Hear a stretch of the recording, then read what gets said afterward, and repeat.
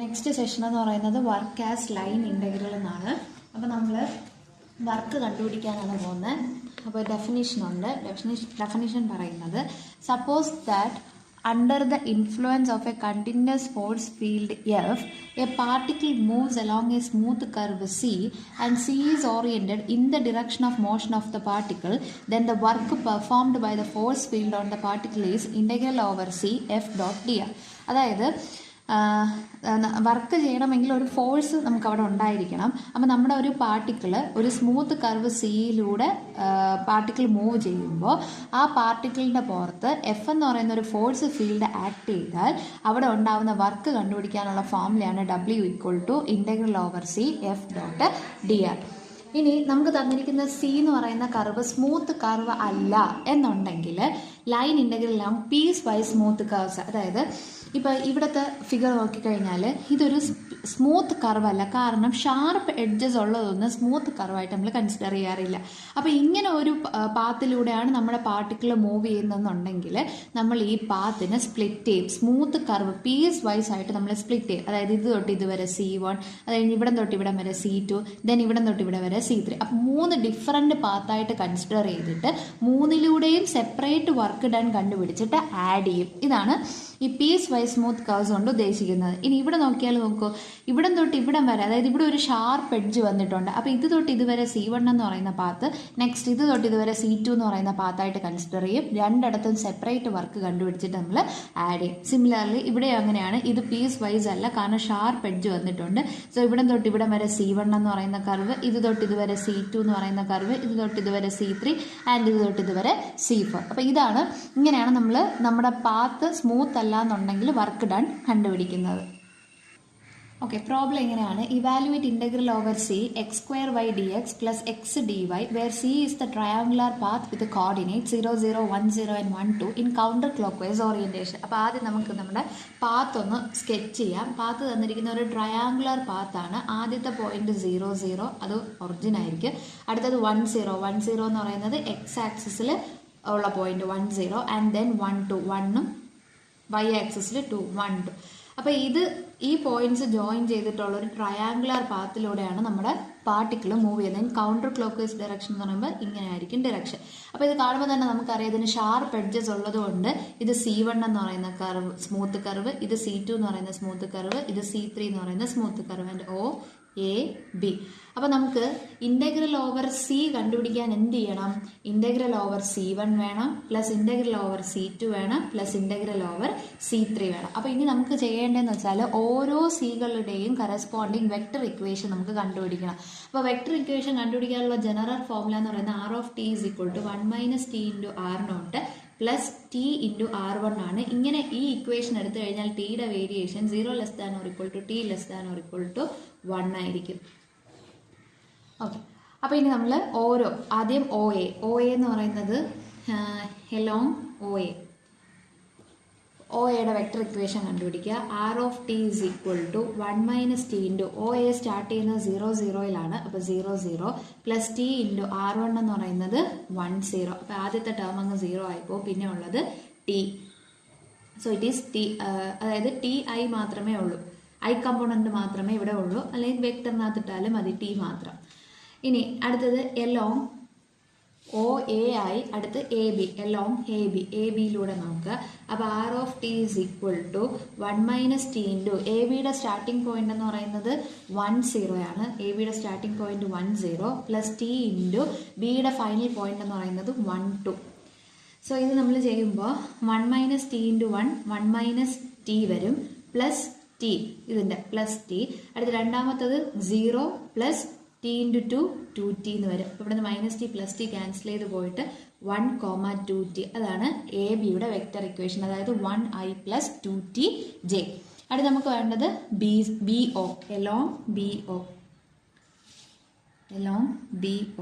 ഇപ്പോൾ R(t) = 1 - t × BO, Bയുടെ initial point 1, 2ഉം പ്ലസ് T × ഫൈനൽ പോയിന്റ് 0, 0. അപ്പോൾ ഇവിടെ ഈ 0, 0 വേണ്ടിയിട്ട് ആ മൊത്തത്തിൽ പോയിട്ട് നമുക്കുള്ളത് 1 - t, അതായത് 1 - t × 1 1 - tയും 1 - t × 2 എന്ന് പറയുന്നത് 2 - 2t. അപ്പോൾ നമുക്ക് 3 സ്മൂത്ത് പീസ് വൈസ് സ്മൂത്ത് കർവിൻ്റെയും വെക്ടർ ഇക്വേഷൻ നമുക്ക് കിട്ടിയിട്ടുണ്ട്. ഇനി ഓരോന്നിലൂടെയുള്ള ലൈൻ ഇൻ്റഗ്രൽസ് നമുക്ക് കണ്ടുപിടിക്കണം. അപ്പോൾ ആദ്യം integral over C1 x² y dx plus x dy which is equal to integral over C1.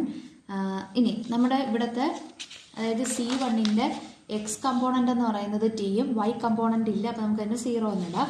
അപ്പോൾ എക്സ് ഈസ് ഈക്വൽ ടു ടിയും വൈ ഈസ് ഈക്വൽ ടു 0യുമാണ്.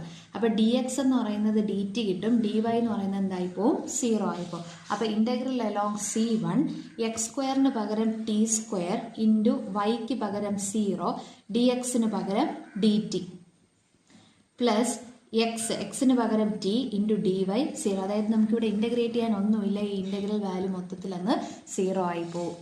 ഇനി integral along C2 x² y dx plus x d y is equal to C2ൽ നമുക്ക് കിട്ടിയ vector equation എന്ന് പറയുന്നത് 1ഉം 2t-യുമാണ്.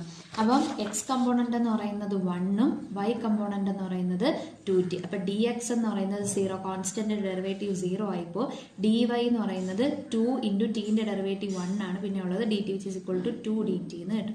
അപ്പോൾ ഈ ഇൻ്റഗ്രൽ വാല്യൂ ഇൻ്റഗ്രൽ അലോങ് C2ൻ്റെത് 0 മുതൽ 1 വരെ ഓറിയൻറ്റേഷൻ x² y dx, അതിൽ ഡി എക്സ് 0 ആണ്, നമുക്ക് ഇവിടെ നിന്ന് കിട്ടി ഡി എക്സ് 0. അപ്പോൾ ആദ്യത്തെ ടേം ഇല്ല, പിന്നെ ഉള്ളത് എക്സ് എന്ന് പറയുന്നത് 1, ഡി വൈ എന്ന് പറയുന്നത് 2 d t which is equal to 2 constant 1ൻ്റെ ഇൻ്റഗ്രൽ ടി ലിമിറ്റ് 0 മുതൽ 1 വരെ, upper limit minus lower limit ചെയ്യുമ്പോൾ 1 കിട്ടും. So the answer is 2.